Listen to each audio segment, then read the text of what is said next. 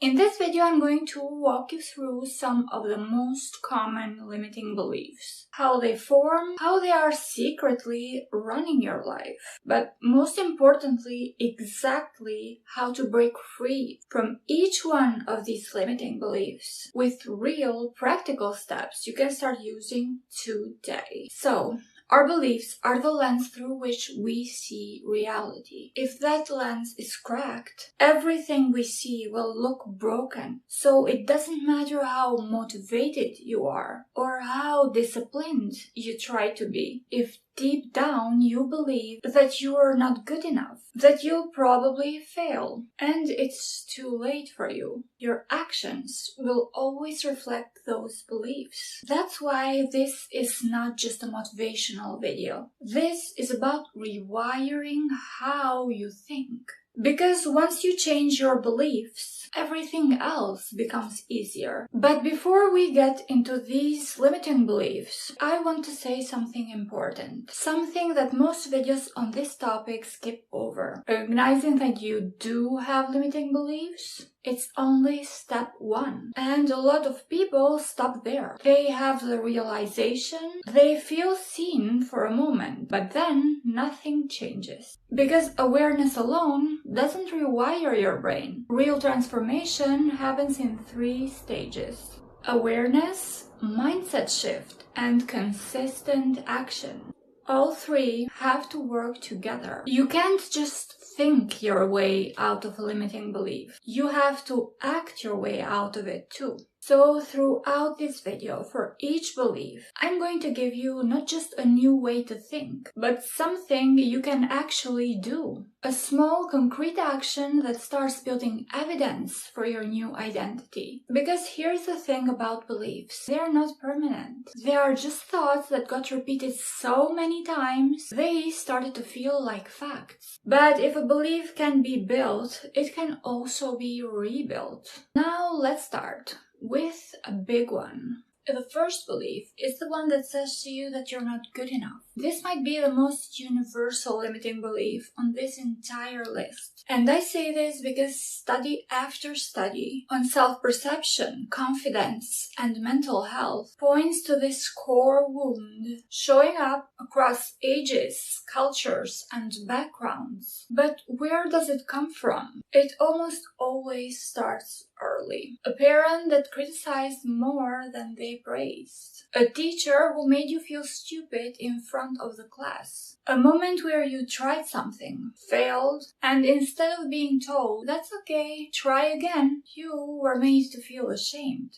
And in that moment, you didn't just feel bad. You made it mean something. You made it mean that you're not good enough. And your brain, trying to protect you, held onto that belief. So now, every time you try something new, your mind says, "Don't do it, you'll mess it up again." Not to hurt you, but to protect you from feeling that same pain. Over time, your brain connects those bad experiences and draws the conclusion that you're not good enough.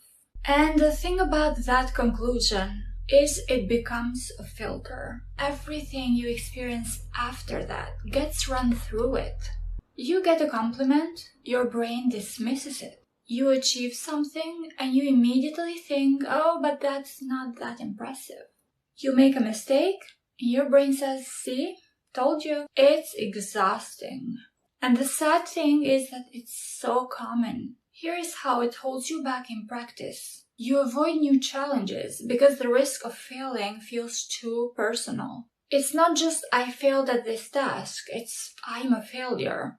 You set impossibly high standards, trying to prove your worth. When you inevitably fall short, you constantly compare yourself to others and always come back lacking. But now let's talk about what you actually do about it. Step 1 is to catch the thought. The next time your mind says, "I'm not good enough," don't let it slide past unchallenged, but pause and say to yourself, out loud if you can, "That's an old belief. It's not a fact. This can sound too simple, but it matters because you're interrupting the automatic loop. Step 2. Build your evidence file. Get a piece of paper and write down everything you have accomplished. Big things, small things, things you did for others, moments you're proud of. You will be surprised how long that list gets. And every item on it is proof that that belief is a lie. Step 3. Practice self-compassion. That doesn't mean telling yourself everything is perfect. It means speaking to yourself the same way you'd speak to someone you love who is struggling. You wouldn't look at your best friend and say, "You're just not good enough." So don't say it to yourself either. Step 4. Make small wins sacred. Every little success, finishing a task, keeping a commitment to yourself, handling something difficult, treat them like they count, because they do. Each win lays a new brick in the foundation of your new identity. The belief you're working toward is that you don't need to be perfect. You are enough. And you're always improving. Say that to yourself tonight before you go to sleep.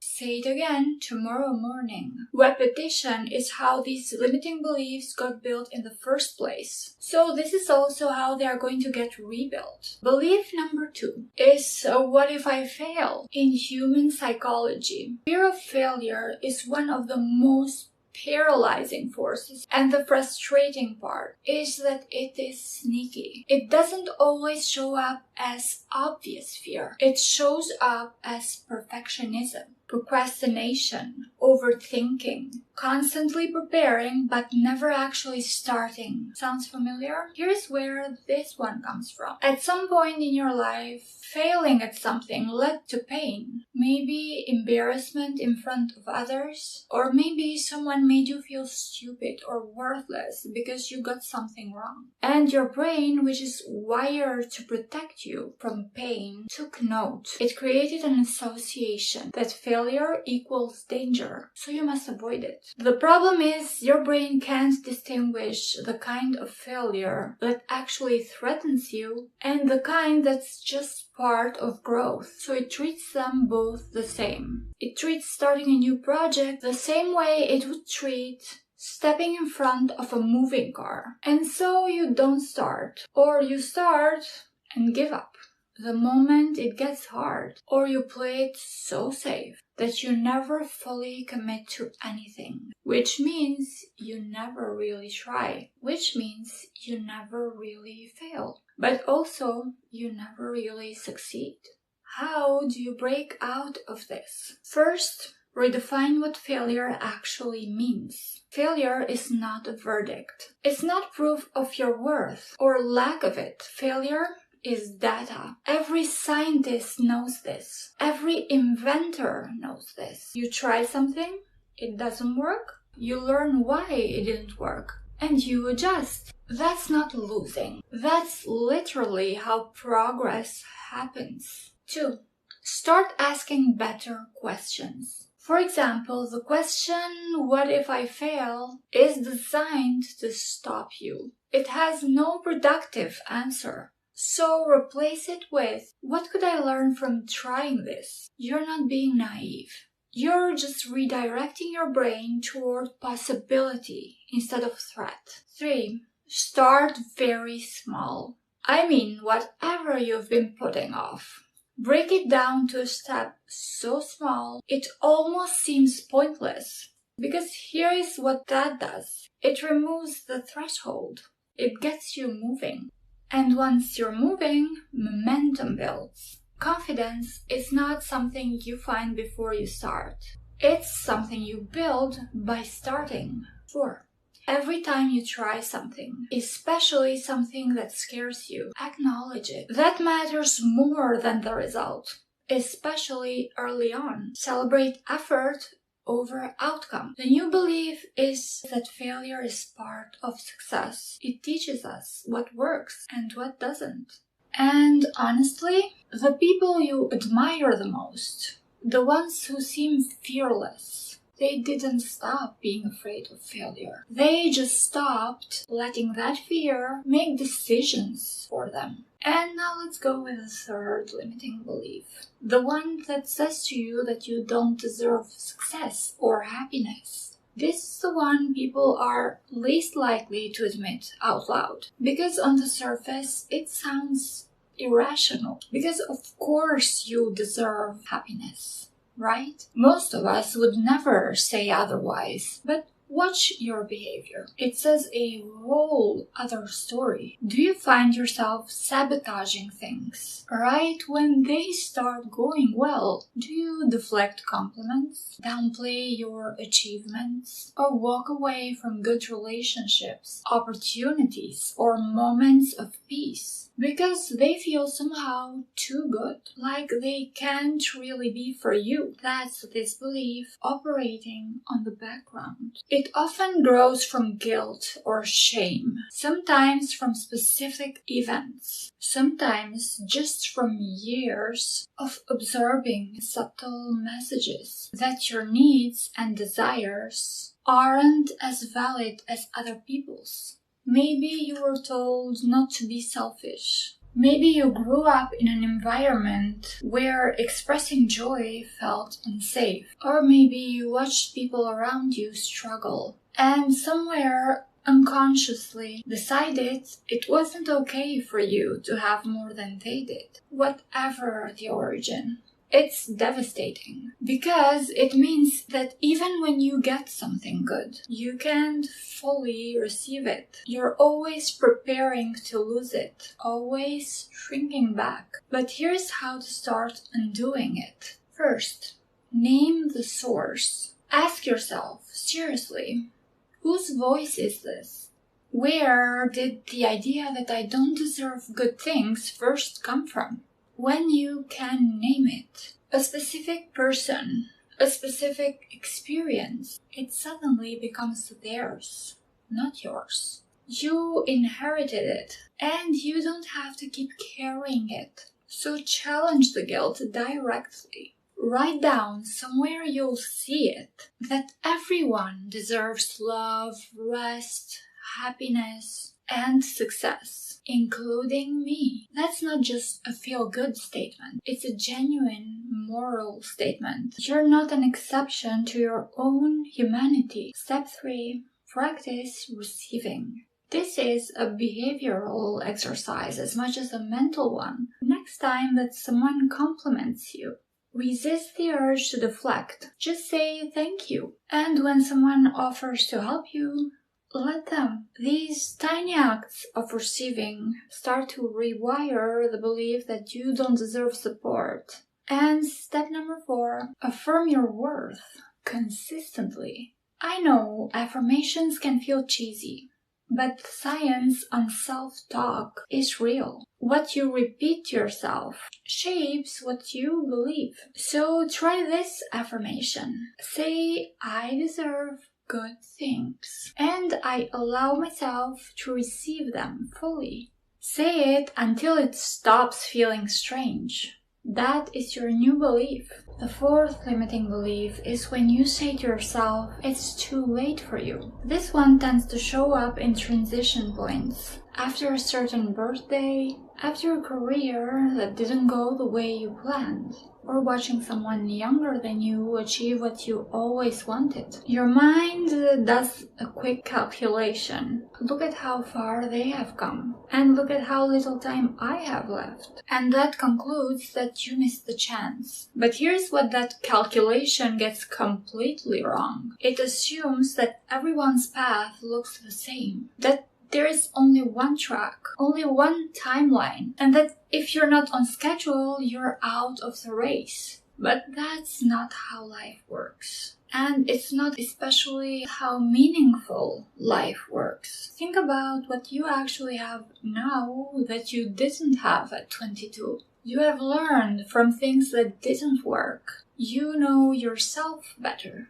You likely have more emotional resilience, more clarity about what actually matters to you, more real-world experience to draw on. These aren't small things. These are enormous advantages. And the examples of people who have had their first successes at an older age are plenty. And those people aren't just exceptions to the rule. They're actually evidence that the rule is wrong. So shift the question. Stop asking how much time did I lose, and start asking what can I do with the time that I have right now. Those are completely different questions, and they lead to completely different places. Next, use your lived experience as an asset. Everything you have been through, every mistake, every hard season has given you something. Ask yourself what that something is. What do you understand now that you couldn't have understood before? And take one action today. Not tomorrow, not when the timing is better. One small step today, and then one tomorrow. That's how momentum works. The new belief is that it's never too late to start. Every day is a fresh beginning. Limiting belief number 5 is the one that says people will judge me. And let's be honest, people will judge you. You, me, and everyone who is trying to do something different. The limiting belief is that their judgment matters in the way your brain thinks it does. Here is the evolutionary backstory. Thousands of years ago, human survival was tied to group acceptance. Being cast out of the tribe meant death. No food, no shelter, no protection. So the human brain developed a high sensitivity to human rejection. It learned to constantly scan for signs of disapproval and to react to those signs, as if your life was on the line. And that instinct still lives in us. And in the modern world, it shows up as the fear that if you share your idea, your art, or your opinion, your real self, and people don't like it, something catastrophic will happen. But here's the reality. Nothing catastrophic happens. Someone scrolls past, someone raises an eyebrow, and then they go back to thinking about their own life. Psychological research consistently shows that we overestimate how much other people think about us. It's called the spotlight effect. You feel like you're under a bright light, consistently watched and evaluated. But everyone else is standing under their own spotlight, just as preoccupied with how they are being perceived. To get over this belief, do the so what exercise. When you catch yourself afraid of judgment, walk through it to the end. You think people might judge me. Then say, so what? They might think I'm stupid or embarrassing. So what? I'd feel humiliated. And then what? I think I'd survive. Everyone would. Life would just go on. Almost nothing that feels like a social catastrophe is actually one. So anchor to your why. The people who seem fearless about judgment aren't indifferent to it. They're just more committed to their purpose than they are to managing everyone's opinions. When you know why you're doing something, external noise quiets down pretty quickly. So just practice being seen in small ways. Share an opinion in a conversation. Post something you made. Tell someone about a goal that you have. Each time you do and nothing terrible happens, your brain adapts its threat assessment. This is called exposure, and it genuinely works. You're not here to please everyone. You're here to be real.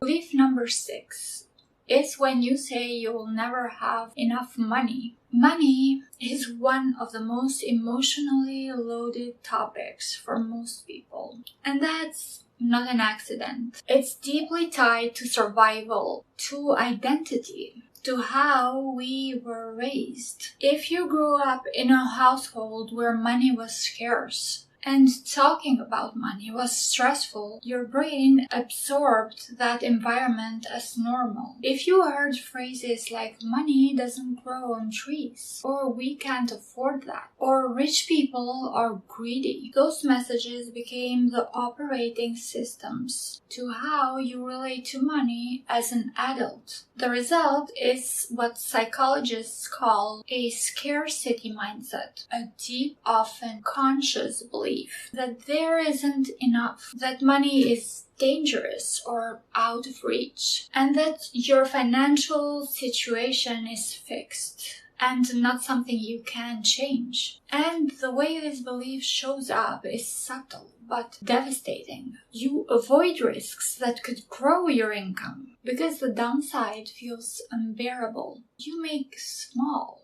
fearful financial decisions. Instead of long-term strategic ones, you focus on saving every penny instead of thinking how to create more. You stay in situations that feel financially safe, even when obviously they are keeping you stuck. Scarcity thinking keeps you surviving, but abundance thinking is what allows you to thrive. To get over this belief, audit your money story. Sit down and ask yourself, what did I learn about money growing up? What did the adults around me believed about it? What messages did I absorb? You'll likely find a whole set of beliefs that you have never examined. So change your language, because language shapes thought. When you say, I can't afford this, your brain closes the door. When you say, how can I create the resources for this? The brain starts problem solving. That's a real neurological shift, not just word games. And you should invest in financial education. One of the best returns you'll ever get is learning how money actually works. Budgeting, investing, building income streams. The more you understand it, the less scary it becomes. So read books, watch channels that talk about finance, and find mentors. Knowledge reduces fear, and practice abundance gratitude. Every day find one thing in your life to be genuinely grateful for, even if it's small. Gratitude isn't toxic positivity. It's training your brain to notice what's working, which opens you up to building more of it. The new belief should be that money is a great tool that gives you options and freedom. The seventh limiting belief is the one that makes you think that you can't change. This one might be the most dangerous belief on this list. Because if you believe you can't change, then none of the other work matters. Like, why try to overcome all these other limiting beliefs if you're fundamentally stuck? Here's where it comes from. You tried to change something, a habit, a pattern, a relationship dynamic. Maybe you tried more than once, and it didn't work. And at some point, instead of concluding that the approach didn't work, you concluded that you didn't work, that something was wrong with you. You turned a behavior pattern into a personality trait. And the brain, which loves efficiency, agreed. It said, yes, this is just who we are. Let's not waste energy trying to be different. So here's what neuroscience has to say about it. The concept of neuroplasticity, proven through decades of research, tells us that human brain can form new neural pathways at any age. New habits, new thought patterns, new emotional responses. You are not a fixed system. You are an adaptive, learning organism. The belief that you can't change is contradicted by your own biology. The reason change feels impossible is that we expect it to happen dramatically and quickly. We want to wake up tomorrow and be a different person. But that's not how the brain works. The brain changes through repetition. Small, consistent actions that gradually create new ways of thinking. So start smaller than you think you need to. Seriously, whatever change you're trying to make, cut it in half. Then that half, cut it in half again. The point isn't the size of the action. The point is showing up repeatedly, because repetition is the mechanism of change. And separate identity from behavior. This is crucial. For example, stop saying I'm lazy. Start saying I've had lazy habits and I can choose differently from now on. I am lazy is a closed door. I have had lazy habits, but I am building new ones is an open one. And don't forget to track tiny progress. Get a journal or a habit tracker and start recording small wins. Not to be too strict, but to build evidence. Over time, those small wins become something powerful. A record of someone becoming who they want to be. And find one example in your own life. Think about something, anything, that you used to struggle with, but you don't anymore. A fear you have faced, a skill you have built, a habit you have shifted. You have changed before. You can change again. The new belief should be that you can change anything you are willing to work on. Okay, so we've gone through 7 of the most common limiting beliefs. But before I let you go, I want to give you something that you can use right now. A universal process that applies to any limiting belief, not just the 7. Because new ones will always surface. Life has a way of bringing them up exactly the moment you're about to level up. So here's your toolkit. I suggest you write them down. Step 1 is awareness. Notice when a limiting belief is speaking. It shows up in your self-talk. When you say, I can't, I'm not, I never, I always, or that's just how I am. Just catch it. Don't judge it, but name it. Then step 2 is to question it. Ask yourself, is this belief absolutely true? Can I know that for certain? What evidence do I actually have that contradicts it?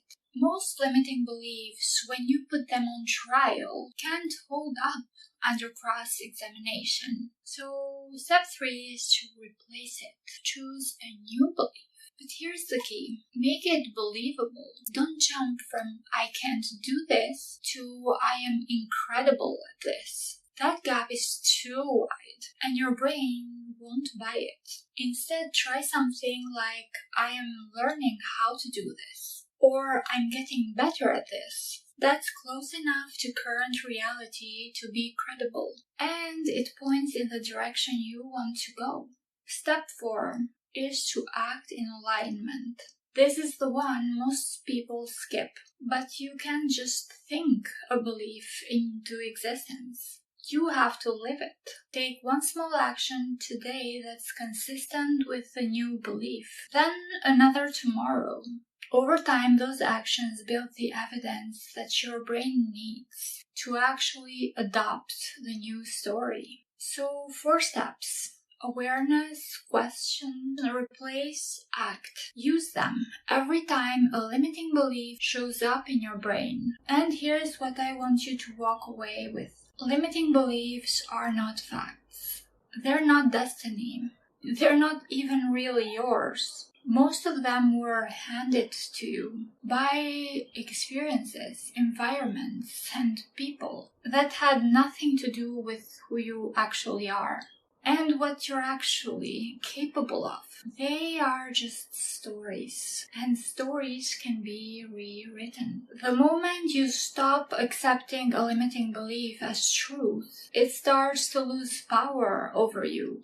And as that happens, slowly, consistently, through awareness and action, something shifts. Your confidence grows, your possibilities expand, opportunities you couldn't see before start to come into focus. You don't have to be a completely different person. You just have to start questioning the story that's been quietly running in the background and holding you back. Drop a comment below and tell me which limiting belief are you working on. If you found this video helpful, please give it a like and subscribe to get notified for future videos. Thank you for watching. See you in the next one.